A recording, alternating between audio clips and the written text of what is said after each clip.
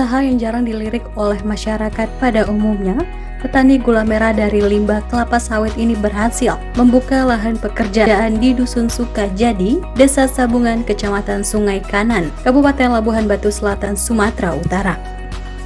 Pohon kelapa sawit yang sudah tidak produktif ditebang dan diambil air niranya untuk dijadikan bahan olahan gula merah. Dengan harga yang sangat relatif murah, gula merah tersebut dijual di pasaran hanya Rp8.000 per kilogramnya. Air nira sawit tersebut dideres dan ditampung menggunakan ember atau jerigen. Kemudian dimasak di dalam drum ataupun wajan selama beberapa jam hingga nira terlihat berwarna kemerahan, yang biasa disebut dengan zoro atau manisan. Yusuf yang bekerja sebagai penderes air nira kelapa sawit, sehari bisa menghasilkan air nira 4-6 jerigen. Bila 2 kali dideres dan 2 kali kutip, bisa mendapat 16 jerigen air nira per harinya. Pendapatannya bergantung kondisi cuaca, sebab air nira yang dimasak dapat susut bila terkena air hujan ataupun diganggu hewan lainnya.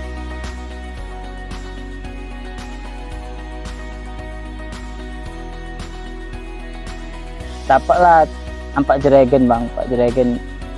Niranya 16, masaknya jadi 6 lah, 4 jerigen gitulah, nggak tentu ada cuaca hujan kan. Saat proses penderesan itu berapa kali bang? 2 kali bang. 2 kali.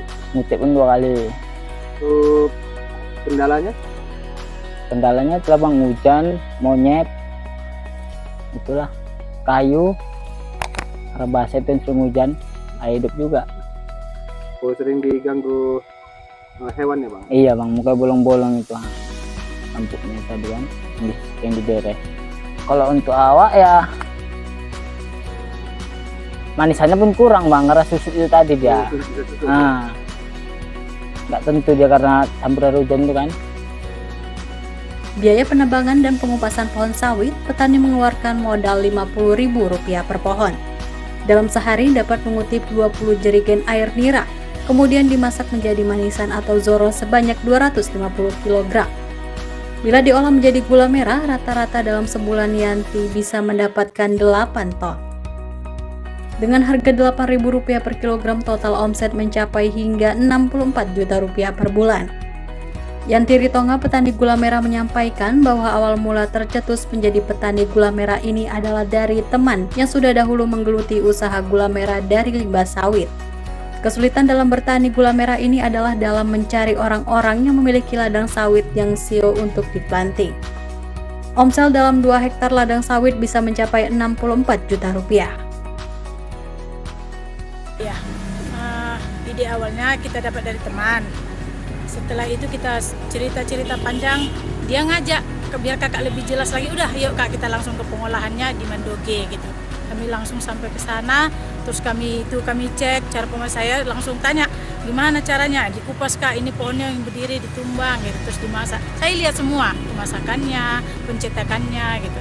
Kalau pengolahannya sih kita cari lahan dulu, kita cari pohon. Setelah kita udah dapat pohon, kita cari tukang tumbang. Ada khusus tukang tumbangnya, datangnya dari Mandoge, kita panggil, ditumbang. Setelah ditumbang itu pakai proses, ada penumbangan, ada tahap pengupasan. Cuman di saat kita penumbangan kita makan waktu ada 3 ataupun 2 hari. Terus setelah udah siap penumbangan, kita masukkan tukang kupas untuk mengupas bonggolnya biar kelihatan yang mau disadap, embutnya. Udah masuk tukang kupas, masuklah tukang arit, tukang masaknya. Nah, di situ kita proses pemasakan, penderesan dulu, penderesan. Sore kita deres, pagi kita kutip, kita masak. Pagi itu udah siap dikutip, kita deres lagi untuk masakan sore. Jadi 2 kali 1 hari pemasakannya, prosesnya. Bahan apa aja yang dibutuhkan kak? Oh, di situ kita membutuhkan bahan ember, jerigen, arit, goni. Goni itu buat tutup embutnya, biar kalau kena hujan dia nggak masuk airnya ke tempat tampungan timbanya. Berikutnya, ada kesulitan nggak dalam mencari bahannya? Sulitnya sih ada, kita kan harus rajin jumpain orang-orang yang punya kebun sawit. Ia juga berharap usahanya dapat memperhatikan dari pemerintah daerah setempat agar dapat memiliki alat masak dan alat pencetak gula merah sendiri di rumahnya. Sebab saat ini Yanti masih membawa dan mengangkut air nira atau manisan keluar daerah untuk dijadikan gula merah. Dari Labuhan Batu, Sumatera Utara, Husin Mubarok melaporkan.